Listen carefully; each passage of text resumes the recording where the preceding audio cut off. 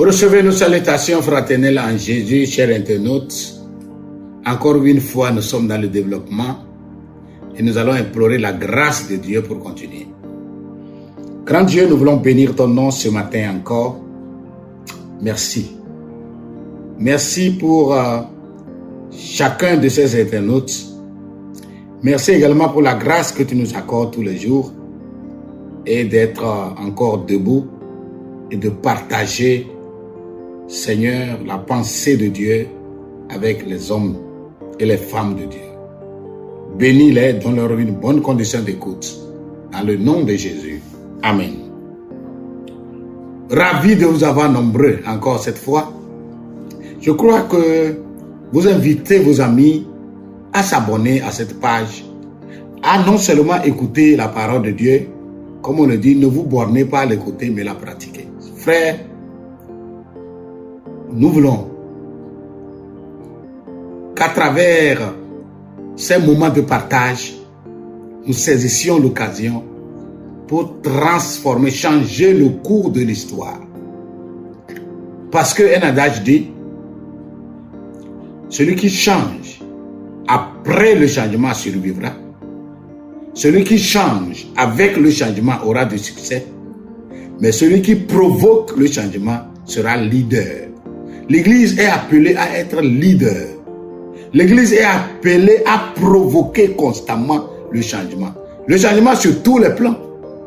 L'Église a la clé de notre monde agonisant. Notre monde en péril. La clé se trouve entre les mains de l'Église, pas entre les mains des gouvernants. Ils n'ont pas la notice de la gestion de notre monde. Ils n'ont pas la notice. La clé pour la gestion de ce monde ne se retrouve pas dans le monde séculier. Ça ne se trouve pas dans les présidences, dans les ambassades, dans les assemblées générales partout, ou les assemblées nationales. Mais ça se retrouve dans les églises, les pasteurs, les apôtres, les prophètes, les enseignants, les évangélistes. Vous avez la clé de la gestion de ce monde.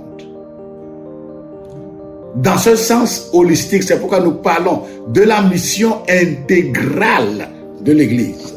La Bible contient tous les éléments pour que l'évangile que nous apportons change le cœur, change la tête, change la main. Nous allons lire un texte. Et c'est Jésus qui le déclarait. Lorsqu'il était avec les disciples, il leur disait: que votre lumière luise ainsi devant les hommes, afin qu'ils voient vos bonnes œuvres et qu'ils glorifient le Père qui est dans les cieux. Les bonnes œuvres de l'Église, où sont-elles? En quoi consistent les œuvres dans l'Église? Où sont ces bonnes œuvres? Les bonnes œuvres dans l'Église devaient nous amener à comprendre ce que Jésus disait avec ses disciples dans Matthieu le chapitre 25.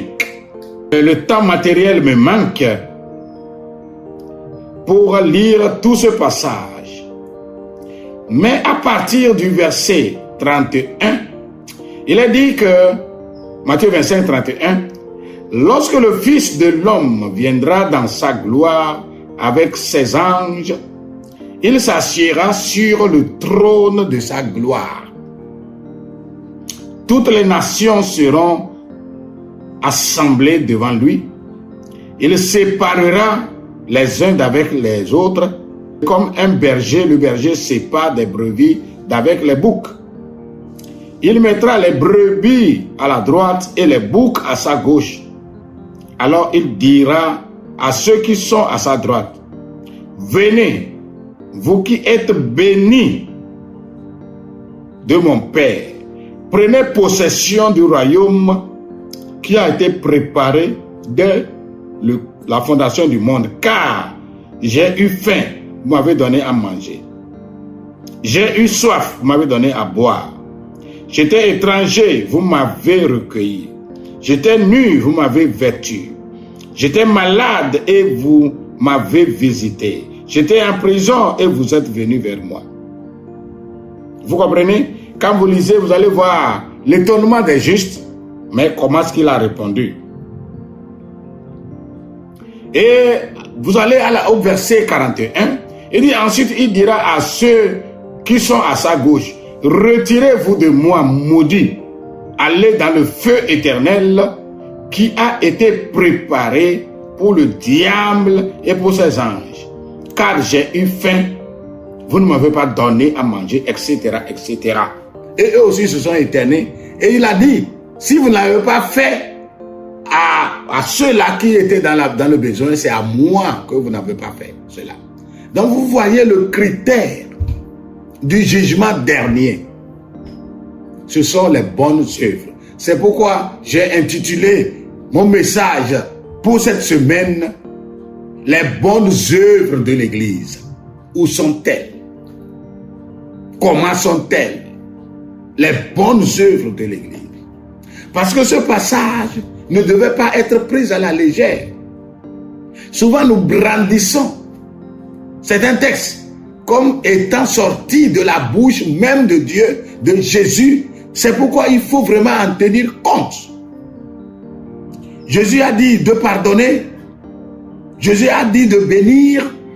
Mais Jésus aussi, c'est lui qui dit que celui qui ne fait pas les bonnes œuvres ira en enfer. Ou bien, c'est Jésus qui a dit ça. Et il a pris un exemple en bonne et due forme. Il a montré comment le jugement dernier se fera. Il n'a pas dit, vous qui êtes à ma droite, venez, parce que vous avez construit de grands temples. Vous avez gagné beaucoup d'âmes. Vous avez chassé les démons de la sorcellerie. Vous avez guéri des malades. Il n'a pas dit ça. Il dit, venez parce que j'ai eu faim, vous m'avez donné à manger. Et Jésus disait en amont, n'est-ce pas, le chapitre 5 et le verset 16, que votre lumière brille dans le monde, afin qu'il voie vos bonnes œuvres et qu'il glorifie le Père. Une église sans œuvre sociale est appelée à disparaître parce que elle forme des gens pour l'enfer, pas pour le ciel, selon ce texte. Une église, un pasteur qui n'a pas l'œuvre sociale dans ses veines, dans ses prêches, dans ses actions, il n'a pas un département social dans son église, est un pasteur de l'enfer, selon ce texte. Si tu n'arrives pas à pouvoir chercher, certains me diront qu'ils n'ont pas de moyens. Les moyens ne se donnent pas, les moyens se créent soi-même. Les moyens ne se donnent pas, les moyens se créent. Et tu n'es pas le seul. Tu es appelé à t'associer à X et à Y pour cette œuvre. Les moyens se créent, frère. Vous prenez une église comme Église et Assemblée de Dieu, Église de Pentecôte, Église baptiste, et que sais-je encore. Vous prenez ces églises-là réunies, le nombre de pasteurs. Nous avoisinons, n'est-ce pas, 2000 pasteurs Assemblée de Dieu avec nos élèves pasteurs. Nous avoisinons près de 300 000 chrétiens au Togo. Vous prenez les 300 000 chrétiens qui sont capables de comprendre ce que nous nous sommes dit avant-hier par rapport à la distribution aux tables, par rapport au département social, et que chaque membre donnait 1000 francs par mois, même si c'est 500 par mois, même si c'est 100 francs par mois, vous allez comprendre que nous allons réunir, faites le calcul ici, c'est avec 100 francs que tu as fait avec 500 ou avec 1000 francs, dis-moi combien vous aurez. Si nous sommes 300 000 chrétiens et que nous donnons 1000 francs, ça fait 300 millions de francs CFA par mois. Et il faut multiplier cela en 10 mois et vous verrez combien nous aurons. En 12 mois et vous verrez combien nous aurons. Pour l'œuvre sociale, département social, construire des hôpitaux, construire des universités, construire des usines, avoir des champs agro-pastoraux et consorts. Vous imaginez un peu ce que cela peut donner à notre nation togolaise. Et les gens vont voir nos bonnes œuvres. Ils vont glorifier le Père. Vous allez le créer et vous allez faire des emplois d'ailleurs. Les agronomes vont trouver du travail. Les conducteurs de tracteurs vont trouver du travail. Et que sais-je encore? Chaque secteur, chacun aura quelque chose à faire. Vous faites comme cela à partir de l'élevage. Et qu'on sort, nous allons lutter contre la pauvreté. Nos œuvres seront vues. On ne verra pas seulement nos cathédrales. On ne verra pas seulement nos centres de prière. Mais on verra aussi nos fermes agricoles, nos fermes avicoles, nos fermes de riziculture. On verra nos usines de transformation. On verra nos hôpitaux. On verra nos écoles où le prix est raisonnable. Et c'est comme cela que les œuvres sont visibles. C'est comme cela que notre lumière sera bien vue. Et comme cela, notre Père sera glorifié. Je ne veux pas aller loin ce matin. J'aimerais t'amener à comprendre que, à travers les deux textes de Matthieu, qui nous demandent, n'est-ce pas, que nos lumières, notre lumière brille pour qu'on voit nos bonnes œuvres. Et de l'autre côté, que si nous ne nous donnons pas aux bonnes œuvres, nous irons en enfer. Et si nous faisons de bonnes œuvres, nous irons au paradis. Je m'en vais souligner 3 aspects fondamentaux par rapport à la vie chrétienne ici-bas. Premier élément fondamental que le chrétien doit comprendre, tu as une lumière qui doit briller. Et la lumière là qui doit briller n'est pas une lumière passive, n'est pas une lumière cachée, mais c'est une lumière qui montre tes bonnes œuvres. Donc c'est ça l'élément fondamental, les bonnes œuvres, la lumière. Tu as une lumière qui doit briller à travers les bonnes œuvres. Le deuxième élément que j'aimerais que tu comprennes bien, c'est que tu dois tout faire pour que le Seigneur apprécie l'œuvre que tu fais. Ton parler en langue ne va pas te sauver. Tes prières ne vont pas te sauver. Mais en plus des prières et du parler en langue, il te faut poser les actes sociaux. Contribue à soigner quelqu'un à l'hôpital. Contribue à héberger quelqu'un. Contribue, n'est-ce pas, à visiter quelqu'un à l'hôpital. Ça veut dire, donne ta pierre, donne ton pain, donne ton eau, donne une partie de ta terre pour l'œuvre sociale. Comme cela, ça va t'aider. Premièrement, tu as une lumière qui doit briller. Deuxièmement, tu dois comprendre qu'il te faut des actes palpables, tangibles, en dehors des actes spirituels.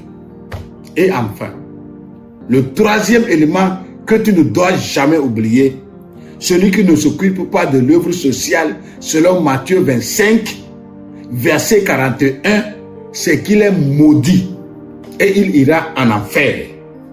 Celui qui ne s'occupe pas de l'œuvre sociale, selon Matthieu 25, verset 41, la Bible l'appelle maudit, va en enfer. Donc cela doit résonner dans ta pensée, cela doit résonner dans ton cœur et cela doit t'amener à comprendre que tu as une lumière qui doit briller. à travers les œuvres. Cela t'amène à comprendre que tu dois poser des actes palpables dans le domaine social, laisse une partie de tes biens pour subvenir aux besoins de quelqu'un, et cela doit attirer les regards de Dieu pour t'apprécier. Et enfin, si tu ne le fais pas, tu mérites l'enfer sans escale. Dieu te bénisse. Je vais prier pour toi. Nous avons parlé de l'œuvre sociale Seigneur. Nous prions qu'un pasteur nous écoute, qu'un chrétien nous écoute et qu'il commence à faire des pas dans le domaine social. Ton nom soit loué et glorifié. Permets aux uns et aux autres de nous comprendre et de comprendre ce message que nous donnons et de les amener à prendre des décisions, des résolutions. Dieu vous bénisse au nom de Jésus. Amen.